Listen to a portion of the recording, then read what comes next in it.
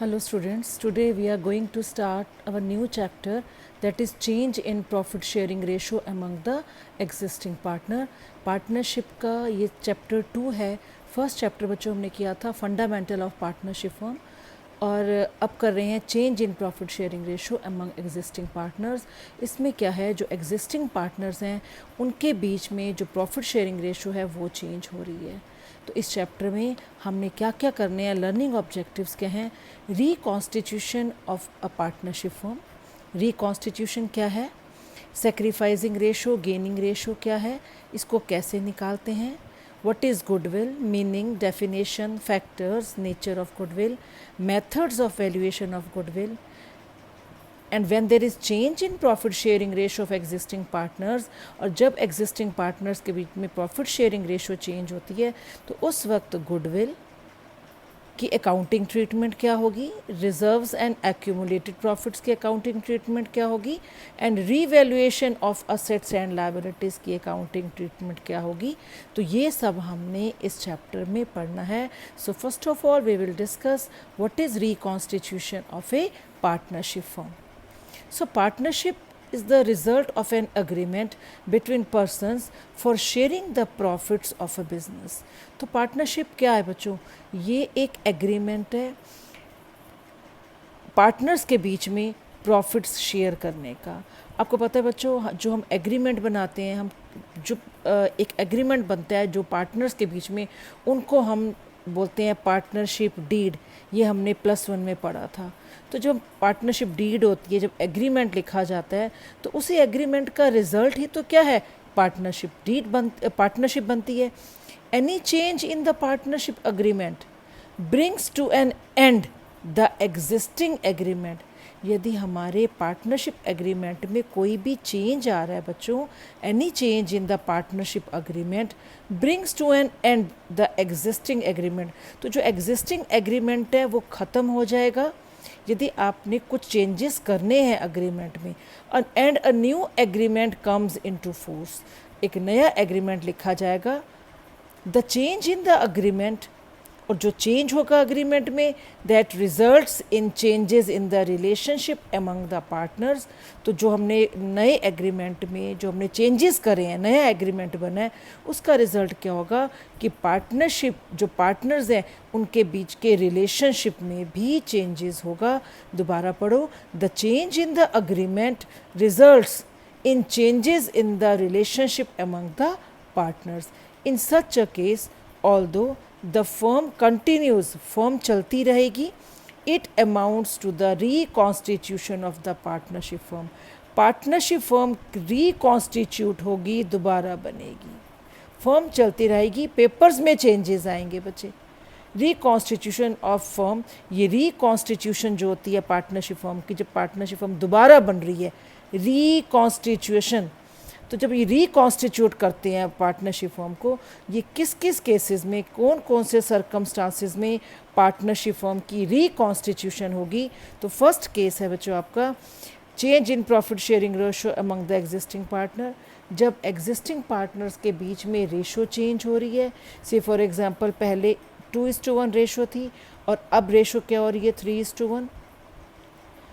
Admission of a new partner, पहले 2 partner से अब नया पार्टनर एडमिट हो रहा है.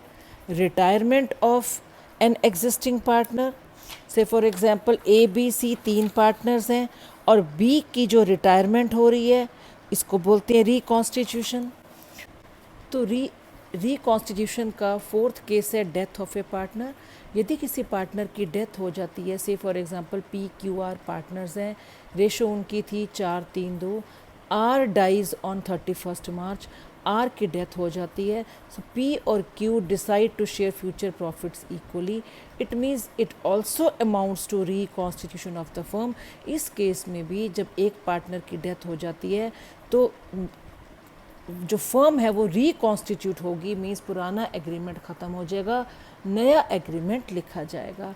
और 5th है अमलगमेशन ऑफ 2 पार्टनरशिप फर्म. जब 2 पार्टनरशिप फर्म्स ज्वाइन हो जाती हैं, जैसे A एंड B 2 पार्टनर्स हैं, फर्म एक है. C एंड D 2 पार्टनर्स हैं लेकिन फर्म एक है. जब 2 पार्टनरशिप फर्म एक हो जाती हैं, उनका मर्जर हो जाता है, तो उसको बोलते हैं amalgamation, merger. Merger, two partnership firms जब एक होकर काम कर रही हैं, उस केस में भी a new reconstitution of form is formed, means पूरा ओल्ड एग्रीमेंट ख़त्म हो जाएगा और नया एग्रीमेंट लिखा जाएगा, राइट। तो बच्चों ये जो 5 केसेस थे, ये रिकॉन्स्टिट्यूशन ऑफ फॉर्म के हैं, amalgamation, death, retirement, admission and change in profit sharing ratio. तो ये 5 पॉइंट्स बताए थे किसके, रिकॉन्स्टिट्यूशन ऑफ फॉर्म के। लेकिन हमें इस चैप्टर में क्या पढ़ना है, सिर्फ change in profit sharing ratio के बारे में। सो हम पढ़ते हैं change in profit sharing ratio. तो बच्चों एक चीज़ तो क्लियर है कि जब दो या दो से ज़्यादा पार्टनर्स के बीच में यदि रेशो चेंज हो रही है बच्चों, तो eight the time of change किसी पार्टनर को सेक्रीफाइस करना पड़ेगा, मतलब किसी पार्टनर को लॉस होगा और हो सकता है रेशो चेंज करने पर किसी पार्टनर को फ़ायदा भी हो। बिल्कुल, whenever there is change in profit sharing ratio, one or more of the existing partners have to surrender some of their old share। जब एक प्रॉफिट शेयरिंग रेशो चेंज हो रही है, तो ये भी पॉसिबल है कि जो पार्टनर है उसको अपने ओल्ड शेयर में से कुछ सरेंडर करना पड़े in favour of one or more of the other partners. The ratio of surrender of profit sharing ratio, जो पार्टनर सरेंडर कर रहा है, जिस पार्टनर का शेयर रेशो चेंज होने पर बच्चों कम हो रहा है, उसको क्या बोलते हैं, सेक्रीफाइसिंग रेशो। और सेक्रीफाइसिंग रेशो की कैलकुलेशन कैसे होगी, old ratio minus new ratio. The purpose of calculating sacrificing ratio is, अब क्या पर्पज़ है, सेक्रीफाइसिंग रेशो क्यों निकाली जा रही है, is to determine the amount of compensation to be paid by the gaining partner. दोबारा पढ़ते हैं, the purpose of calculating sacrificing ratio is to determine the amount of compensation to be paid by the gaining partner, कि जो gaining partner है वो कितना compensation का amount पे कर रहा है। That is the partner whose share has increased as a result of change. Ratio change होने के बाद जिस पार्टनर का शेयर इंक्रीज हुआ है, और वो किसको देगा, to the sacrificing partner. That is a partner whose share has decreased, जिसका शेयर कम हो गया है as a result of change in profit sharing ratio. Such compensation is usually paid on the basis of proportionate amount of goodwill.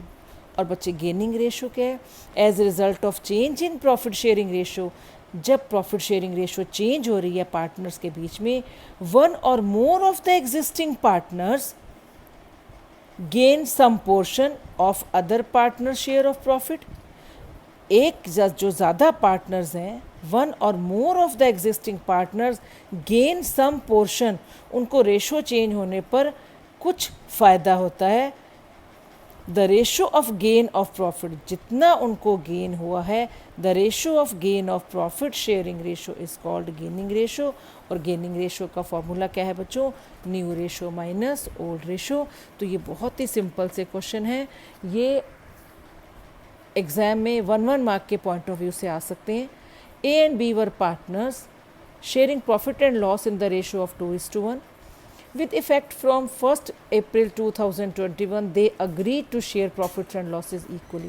Means A और B पहले क्या थे, 2:1 की रेशो में बांट रहे हैं। With effect from 1st April 2001, 1 अप्रैल 2021 से उन्होंने क्या डिसाइड करा है कि वो इक्वली बांटेंगे, मीन्स 1:1 रेशो में। तो ओल्ड रेशो क्या थी पार्टनर्स की, 2:1। न्यू रेशो क्या है, equal. Calculate individual partners gain और sacrifice due to change in ratio. Ratio change होने पर इंडिविजुअली बताना है किस पार्टनर को फ़ायदा हुआ है, गेन हुआ है, और किस पार्टनर को लॉस हुआ है, मीन्स कौन सा पार्टनर सेक्रीफाइस कर रहा है। तो बच्चों क्या करेंगे, ये ओल्ड रेशो है 2:1, ये न्यू रेशो है जो अब डिसाइड करी उन्होंने 1:1। राइट। तो अब ये तो पक्की बात है, जब रेशो चेंज हो रही है किसी पार्टनर को सेक्रीफाइस होगा, किसी को गेन होगा। तो यहाँ पर खाली सेक्रीफाइस या खाली गेन नहीं लिखना, सेक्रीफाइस और गेन, राइट। तो फॉर्मूला क्या लगाएंगे सेक्रीफाइसिंग रेशो का, old ratio minus new ratio. आप ऐसे डायरेक्टली वैल्यूज़ मत पुट करना, पहले फॉर्मूला लिखो बच्चों। अब ए का निकालो, हमें ये देखना है ना किस पार्टनर को गेन हुआ और किस पार्टनर को सेक्रीफाइस हुआ है। तो first of all we will write the formula, after then we will put values. So A का देखते हैं सेक्रीफाइस आ रहा है कि गेन आ रहा है। ए का देखो बच्चों ओल्ड रेशो, ए की ओल्ड रेशो क्या है 2/3, माइनस न्यू रेशो क्या है ए की 1/2, 2/3 माइनस 1/2। एलसीएम लिए, एलसीएम आ गया 4 माइनस 3 डिवाइडेड बाय 6। अब देखो 4 क्या है ओल्ड, फोल्ड क्या है और न्यू के नीचे लिखा है 3, मतलब पहले जो था 4 था शेयर, अब कितना है 3 था, मतलब कम हो गया, मीन्स सेक्रीफाइस ए को लॉस हुआ है 1/6 का। बी का जो old ratio minus new ratio, B की ओल्ड रेशो क्या है 1/3, न्यू रेशो क्या है 1/2, 1/3 माइनस 1/2 एलसीएम लो, 2 माइनस 3 डिवाइडेड बाय 6, मतलब ओल्ड था 2 शेयर, न्यू था 1, मीन्स रेशो चेंज होने पर बी का शेयर बढ़ गया है, कितने से 1/6, ये गेन हुआ है। 2 माइनस 3 माइनस लगाने की नीड नहीं है, जो माइनस में आ रहा है इट मीन्स उस पार्टनर को गेन हो रहा है due to change in profit sharing ratio. तो A has sacrificed 1/6 share, A को उसका 1/6 शेयर सेक्रीफाइस करना पड़ेगा, और बी हैज़ गेंड 1/6 शेयर, और बी को 1/6 शेयर का फ़ायदा हुआ है due to change in profit sharing ratio. तो ये बच्चों सेम क्वेश्चन है अगला, ए बी सी, ये ओल्ड रेशो है 3:1 और न्यू रेशो क्या है 2:2:1, रेशो चेंज हुई है, पहले ये थी, अब उन्होंने डिसाइड करा है कि रेशो 2:2:1 हो। तो अब इंडिविजुअली ईच पार्टनर का गेन और ईच पार्टनर का सेक्रीफाइस हमें निकालना है, राइट। नेक्स्ट है बच्चे, what is goodwill. Goodwill means the good name or the reputation earned by a firm through the hard work and honesty of its partner।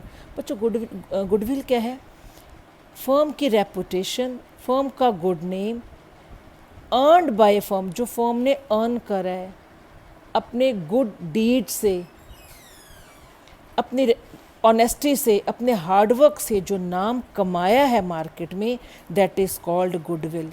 If a firm renders good service to the customer, यदि एक firm अच्छी services अपने customer को दे रही है, obviously the customer who feels satisfied will come again and again and the firm will be able to earn more profits in future। Means जब एक businessman अपने गुड डीड से, अपनी ऑनेस्टी से, अपने हार्डवर्क से मार्केट में जब एक प्लेस बनाता है, अपने कस्टमर के साथ अच्छी डीलिंग करता है, अपने सप्लायर्स को टाइम पे पेमेंट कर रहा है, गवर्नमेंट को टाइम पे टैक्सेस दे रहा है, बैंकर्स के साथ यदि बैंक से लोन लिया तो टाइम पे पे ऑफ कर रहा है, प्रिंसिपल प्लस इंटरेस्ट अमाउंट, तो ये सब बातें क्या है, एक फर्म की गुडविल को, रेपुटेशन को मार्केट में इंक्रीज करते हैं, राइट। दस goodwill is the value of the reputation of a firm which enables it to earn higher profits in comparison to normal profits। तो गुडविल क्या है, एक फर्म की वो रेपुटेशन है जो क्या एनेबल करती है, it is to earn higher profits in मतलब एक बिजनेसमैन जो नॉर्मल प्रॉफिट अर्न एक्सपेक्ट कर रहा था कि नॉर्मल प्रॉफिट होंगे, वो गुडविल के कारण मार्केट में जो उसका प्लेस है, गुडविल के कारण हायर प्रॉफिट्स अर्न करता है by other firms in the same trade. The term goodwill is generally used to denote the benefit arising from the connection and reputation, right। so बच्चों goodwill जो है, goodwill दो तरह की है। Goodwill can be classified into 2 categories, purchased goodwill and self generated goodwill, और इसका दूसरा नाम है inherent goodwill. What is purchased goodwill, नाम से ही क्लियर है, वो गुडविल जो हमने परचेज करी है। Purchased goodwill is the goodwill which is acquired, which is purchased by making a payment. For example, when a business is purchased, एक business purchase कर रहे हैं हम, the excess of purchase consideration over its net assets, दोबारा पढ़ते हैं, the excess of purchase consideration, हमने जितने का बिजनेस खरीदा है, जो अमाउंट हमें पे करना है, और एक्चुअली नेट असेट्स कितने हैं उस फर्म के अंदर। से फॉर एग्जांपल बच्चों 40 लाख के असेट्स पड़े हैं उस फर्म के अंदर,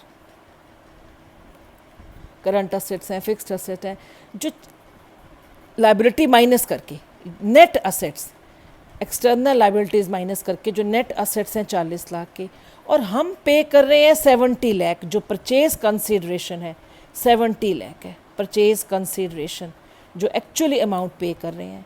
चलता चलाया बिजनेस खरीद रहे हैं बच्चों, 40 लाख के नेट असेट है, राइट, हम पे कर रहे हैं 70 लैक्स, इट मीन्स जो amount excess amount purchase consideration minus net asset, यानी कि जो अमाउंट हम एक्सेस पे कर रहे हैं, वो अमाउंट किस चीज़ का पे कर रहे हैं एक्सेस 30 लाख, वो गुडविल का अमाउंट पे कर रहे हैं बच्चों हम, क्योंकि हमने एक रनिंग बिजनेस परचेज़ कर रहे हैं, चलता चलाया बिजनेस परचेज़ कर रहे हैं, 40 लाख की उसकी वर्थ थी, उसकी जो बिल्डिंग है उसमें जो असेट्स हैं, फिक्स्ड असेट हैं, करंट असेट हैं, हमारी प्रीमिसेस यानी कि बिल्डिंग की वैल्यू टोटल मिलाकर 40 लाख है। इन स्पाइट ऑफ दैट हम 70 लैक्स पे कर रहे हैं, इट मीन्स 30 लैक्स हम पे कर रहे हैं जो गुडविल के नाम के। से फॉर एग्जांपल ये 10 साल से वो पर्सन बिजनेस कर रहा है जिससे हमने परचेज करा है, इट मीन्स जो 10 साल से उसने रेपुटेशन अर्न करी है मार्केट में, तो ये उसी चीज़ के एक्सेस अमाउंट हम पे कर रहे हैं 30 लैक्स। तो 30 lakhs is the amount of goodwill, और क्योंकि हमने उसको पे करा है 40 लाख की बजाय 70 लाख पे करा है, इसलिए इसको बोलते हैं परचेज्ड गुडविल, राइट। तो इसके इंपॉर्टेंट फीचर्स क्या हैं परचेज गुडविल के। It arises on the purchase of A business, जब आप बिजनेस परचेज करते हो तब अराइज होती है ये। सेकेंड फीचर है परचेज गुडविल का, it is recorded in the books of accounts because consideration is paid for it. जो ये गुडविल है परचेज गुडविल, इसको अकाउंटिंग बुक्स में रिकॉर्ड किया जाता है because consideration is paid for it, क्योंकि इसका हमने अमाउंट पे किया है। जैसे अभी मैंने एग्जांपल बताया था 30 लैक्स हमने एक्स्ट्रा पे करे हैं, तो इस 30 लाख के गुडविल को बुक्स में शो करेंगे, और बुक्स में कहाँ शो करेंगे, बैलेंस शीट में asset side. It is amortized, that is depreciated over it's useful economic life. तो फर्स्ट थी बच्चे परचेज्ड गुडविल। सेकेंड है सेल्फ जनरेटेड गुडविल। ये नाम से क्लियर हो रहा है वो गुडविल जो बिजनेसमैन ने खुद जनरेट करी है, खुद अर्न करी है, ये परचेज्ड गुडविल नहीं है। It is internally generated goodwill which arises from A number of characteristics और एट्रीब्यूट्स। अब ये गुडविल सेल्फ बिजनेसमैन खुद जनरेट कर रहा है, उसने परचेज नहीं करी, उसने किसी से चलता चलाया बिजनेस नहीं खरीदा, उसने खुद बिजनेस को स्टार्ट करा, 2 साल 4 साल 6 साल मार्केट में सरवाइव करा और गुडविल अर्न करी अपने हार्डवर्क से, अपनी ऑनेस्टी से, राइट। तो ये है सेल्फ जनरेटेड गुडविल, परचेज नहीं करी, इसके पेमेंट नहीं करी, ये सेल्फ जनरेट करी है, ये परचेज्ड गुडविल नहीं है, सेल्फ जनरेट करी है, इसलिए इस गुडविल को हम बुक्स में शो नहीं करेंगे। It is internally generated over a long period of time. जब आप लॉन्ग पीरियड के लिए काम करते हो, मार्केट में सर्वाइव करते हो, तभी जाकर गुडविल जनरेट होती है, जब आप लोगों के दिमाग में कॉन्फिडेंस क्रिएट करते हो अपनी फर्म का। A true cost cannot be placed on this type of goodwill. Its valuation depends upon the subjective judgment of the valuer. True cost cannot be placed. बच्चे तो जो गुडविल हमने खुद जनरेट करी है, इसकी एग्जैक्ट वैल्यू, एक्यूरेसी या true value हम कैन नॉट बी नोन, हमें पता नहीं चल सकती कि एग्जैक्ट गुडविल का अमाउंट कितना है जो हमने जनरेट करी है। ये एक्चुअली हमें कब पता चलेगा, at the time of sale of business. जब आप एक्चुअली बिज़नेस को सेल करते हो उस वक्त हमें एग्जैक्ट कितना अमाउंट मिला है गुडविल के नाम का हमें पता चल जाएगा। तो गुडविल की जो एग्जैक्ट जो वैल्यू है वो पता नहीं चल सकती। Its valuation depends upon the subjective judgement of the valuer. आपको एक बात बता दूं बच्चों, गुडविल कैलकुलेट करने के 3 मेथड्स हैं, वो नेक्स्ट वीडियो में मैं आपको बताऊंगी। तो जो गुडविल निकालने के 3 मेथड्स हैं, उन मेथड से भी हम गुडविल की वैल्यूएशन कर सकते हैं, right. As per accounting standard 26, ये इंटेंजिबल एसेट है, मालूम है आपको goodwill, it is not recorded in the books of account. हम इनहेरेंट गुडविल को, यानी कि सेल्फ जनरेटेड गुडविल को, वो गुडविल जिसका हमने पैसा पे नहीं करा, हमने खुद जनरेट करी है, इसको हम बुक्स अकाउंटिंग बुक्स में it is not recorded in the books of accounts. क्यों रिकॉर्ड नहीं करेंगे? बिकॉज कंसिडरेशन इन मनी और money's worth has not been paid for it, क्योंकि फर्म ने इसके लिए कुछ भी पे नहीं करा, हमने ये खुद जनरेट करी है अपनी ऑनेस्टी, अपने गुड डीड से, अपने हार्ड वर्क से मार्केट में एक जगह बनाई है। ठीक है, तो बच्चों ये थ्योरी पार्ट था। तो आई होप आपको ये जो बेसिक्स हैं change in profit sharing ratio वाले चैप्टर के, तो आपको बेस क्लियर हो गया होगा। तो नेक्स्ट चैप्टर में we will study how to calculate goodwill. ये 3 मेथड्स हैं, तो अगले वीडियो में हम 3 मेथड्स करेंगे।